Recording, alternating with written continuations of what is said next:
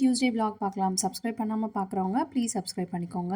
Last வீடியோல சொல்லியிருப்பேன். நம்ம வந்துட்டு புது வீடு வந்து ஷிஃப்ட் ஆகி வந்துட்டோம். ஸோ பெருசா இன்னும் வந்துட்டு எல்லாமே பெர்ஃபெக்ட்டா வந்துட்டு இது இங்க தான் இருக்கணும் அப்படி பிளான்லாம் பண்ணி வைக்கல. பட் எல்லாமே வந்துட்டு ஃபர்ஸ்ட் டேவே அரேஞ்ச் பண்ணி வச்சாச்சு. என்னோட கம்ஃபர்டபுள்க்கு ஏத்த மாரி இப்போ வச்சிருக்கேன். யூஸ் பண்ண ஏதாவது சேஞ்சஸ் பண்ணணும் அப்படின்னா அப்பப்போ மாற்றிப்பேன். ஸோ இப்போ வந்து இந்த ஸ்டாண்ட் மட்டும் வந்து சிங்க் ஏரியால வந்து அட்டாச் பண்ண போறேன். அந்த விம் லிக்விட் அப்புறம் சபீனா அதெல்லாமே வச்சுக்கிறதுக்காக. இந்த ஸ்க்ரூ டைப் ஹூக் வரும் இல்லையா?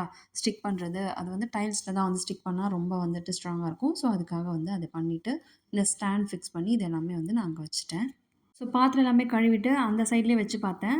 அந்த சைடு இருக்கிறத விட நம்மளுக்கு லெஃப்ட் சைடில் இருக்கிறதே கம்ஃபர்டபுளாக இருந்தனால நான் இந்த பக்கம் மாற்றி வச்சுட்டு இருந்த ஒர்க் எல்லாமே முடிச்சு கவுண்டர் டாப் ஃபுல்லாக நீட் ஆக்கி தண்ணி தவலை வந்துட்டு கவுண்டர் டாப் மேலேயே வச்சுருந்தேன். ஸோ இப்போதைக்கு வந்துட்டு டேபிள் வச்சு வைக்கலாம்னு சொல்லிட்டு அந்த ஸ்டூல் வச்சு வச்சுட்டேன். அதுக்கப்புறம் இருந்த ஒர்க்லாம் முடிச்சுட்டு வீடெல்லாம் பெருக்கி க்ளீன் பண்ணியாச்சு. நாளைக்கு விநாயகர் சதுர்த்திக்காக.